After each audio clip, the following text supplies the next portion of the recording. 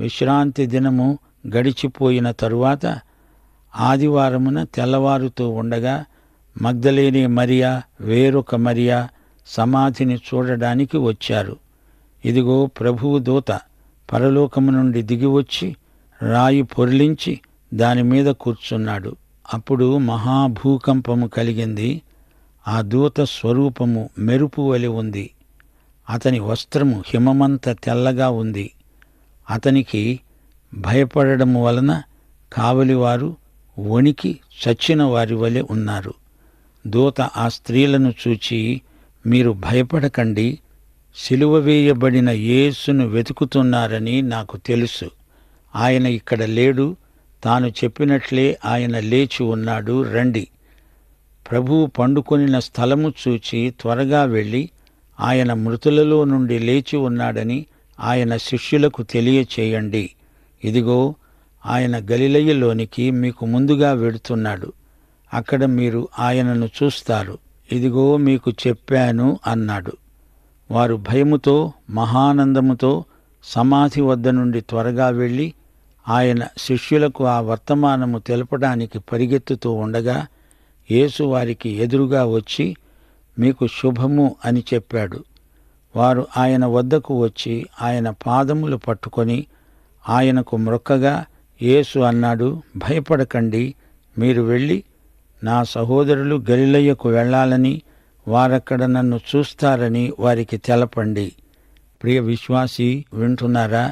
సువార్త 2 సత్యములపై ఆధారపడి ఉంది. 1 యేసు మరణం, 2 ఆయన పునరుత్థానం. మత్తయి సువార్త 27వ అధ్యాయంలో యేసు మరణించాడని, ఆయన శరీరాన్ని సమాధిలో ఉంచారని విన్నాము. 28వ అధ్యాయంలో యేసు పునరుత్థానాన్ని చూస్తున్నాము. మన రక్షణకు యేసు మరణ పునరుత్థానాలు 2 అవసరమే. రోమాపత్రిక 4వ అధ్యాయం 25వ వచనం, ఆయన మన అపరాధముల నిమిత్తము అప్పగించబడి మనము నీతిమంతులముగా తీర్చబడడానికి లేపబడ్డాడు.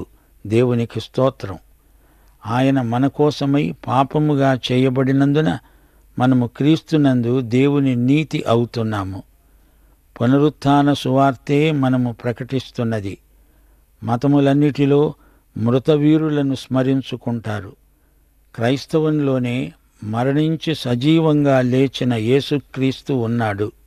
యేసు సజీవుడు, మనకు సమకాలీనుడు. 4 సువార్తలలో పునరుత్థాన వృత్తాంతం పూర్తిగా లభిస్తుంది. మత్తయి సువార్త యేసును రాజుగా మనకు పరిచయం చేస్తోంది. యేసు రాజు పుట్టాడు, ఆయన రాజుగానే చనిపోయాడు, ఆయన రాజుగానే తిరిగి లేచాడు. యేసు లేచినప్పుడు భూకంపం కలిగింది. దేవదూతలు దిగివచ్చారు. సమాధి మీది రాయి దొర్లించబడింది. కావలివారు భయపడ్డారు. ఖాళీ సమాధి అనే వాస్తవాన్ని కప్పిపుచ్చటానికి మతనాయకులు చేసిన విఫల ప్రయత్నం. లూకా సువార్తలో యేసు మానవత దృష్ట్యా ఆయన పునరుత్థాన కథనం రాయబడింది. మత్తయి యేసును రాజుగా చిత్రించాడు. 4 సువార్తికులు 4 దృక్పథాలలో యేసు పునరుత్థానాన్ని ప్రకటించారు. సమాధి మీది రాయి ఎందుకు దొర్లించబడింది అంటారా? యేసు బయటికి రావటానికి కాదు, శిష్యులు లోపలికి వెళ్ళి ఖాళీ సమాధి అని గ్రహించడానికి దానిమీది రాయి దొర్లించబడింది. సమాధి ఖాళీ అని గ్రహించినప్పుడు ఆ స్త్రీలకు భయము మహానందము కలిగాయి. యోహాను సువార్త 20వ అధ్యాయం 17వ వచనంలో ప్రభువు మగ్దలేనే మరియతో, నన్ను ముట్టుకొనవద్దు, తండ్రి వద్దకు ఎక్కిపోతున్నాను అని సోదరులతో చెప్పు అన్నాడు.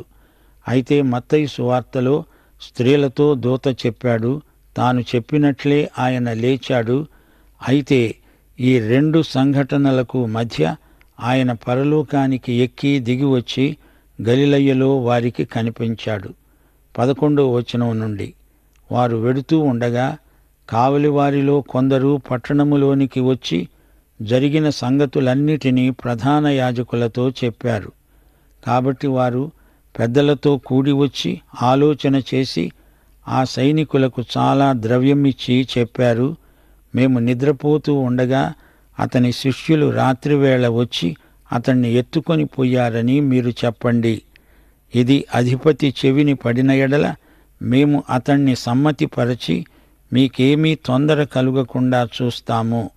అప్పుడు వారు ఆ ద్రవ్యము తీసుకొని తమకు బోధించబడిన ప్రకారము చేశారు. ఈ మాట యూదులలో వ్యాపించి నేటి వరకు ప్రసిద్ధమై ఉన్నది. ఈ కావలివారు పట్టణములోకి వెళ్ళి ప్రధాన యాజకులకు జరిగిందంతా చెప్పారు. యేసు సమాధిలో నుండి ఎప్పుడు లేచాడో వారికి తెలియదు. సమాధి మీది రాయి దొర్లించబడిన తరువాత వారు సమాధిలోకి చూచారు. యేసు శరీరము అందులో లేదు. కావలివారికి ఎంతో భయం వేసింది. కావలివారి అసమర్థతకు అధిపతి వారిని కఠినంగా శిక్షించవచ్చు. మతాధికారులు కావలివారికి డబ్బిచ్చారు. మీరు ఓ చిన్న అబద్ధం చెప్పండి. మేము నిద్రపోతూ ఉండగా యేసు శిష్యులు వచ్చి ఆయన దేహాన్ని ఎత్తుకొని పోయారని చెప్పండి. ఇదెంత హాస్యాస్పదమో చూచారా? కావలివారు నిద్రిస్తూ ఉంటే ఆయన శరీరాన్ని తీసుకుపోయారని చెప్పాలా? పనివారు నిద్రించవచ్చా?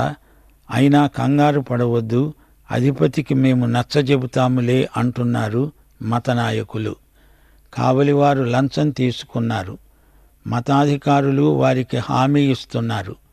మతాధికారులు చెప్పమన్నట్లే వారు చెప్పారు. యేసు పునరుత్థానం నిజం కాదనే వాదం మొదటి శతాబ్దంలో ఈ మత గురువులతోనే మొదలైంది.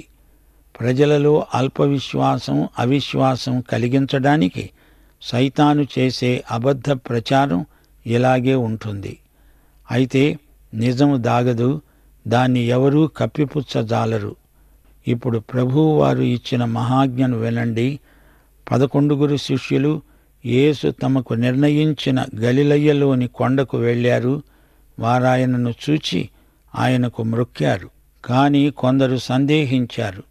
అయితే యేసు వారి వద్దకు వచ్చి వారితో అన్నాడు, పరలోకమందు భూమి మీద నాకు సర్వాధికారము ఇయ్యబడి ఉన్నది.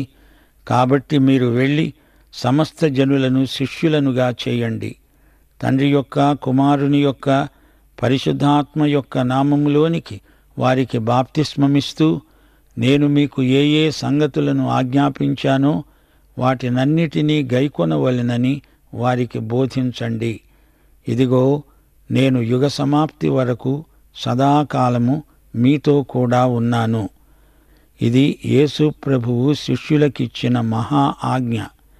ఈ ఆజ్ఞతో జతచేసి అపొస్తలుల కార్యములు 1వ అధ్యాయం 8వ వచనాన్ని కూడా మనం చెప్పుకోవాలి. పరిశుద్ధాత్మ మీ మీదికి వచ్చునప్పుడు మీరు శక్తి నొందుతారు. గనుక మీరు యెరూషలేములో, యూదయ, సమరయ దేశాలలో భూదిగంతాల వరకు నాకు సాక్షులై ఉంటారు. మనము యేసుకు సాక్షులం. పరిశుద్ధాత్మ శక్తి గలవారమై లోకమంతటా మనము యేసు శిష్యులమై జీవిస్తాము, సేవిస్తాము. గలిలయ కొండ మీద 11 శిష్యులు ప్రభువును ఆరాధించారు. అయితే కొందరు సందేహించారు. నాటి నుండి నేటి వరకు కొందరికి సందేహం ఉంటూనే ఉంది. ఆరాధికులు కొందరు, సంశయాత్మ గలవారు కొందరు, కొందరటు కొందరిటు. నాకు సర్వాధికారము ఇవ్వబడి ఉన్నది అంటే ఆయన రాజుగా మాట్లాడుతున్నాడు. ఆయన సర్వాధికారి. సమస్త జనులను అనగా జాతులను నాకు శిష్యులనుగా చేయండి.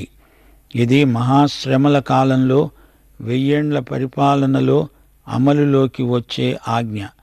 అయితే ఈ రోజున కూడా మనకిది వర్తిస్తుంది. తండ్రి యొక్క, కుమారుని యొక్క, పరిశుద్ధాత్మ యొక్క నామములోనికి బాప్తిస్మమివ్వండి. ఇది నీటి బాప్తిస్మం. సంఘం ఆరంభ దినాల నుండి ఇదే విధంగా బాప్తిస్మమిస్తూ వస్తూ ఉన్నది.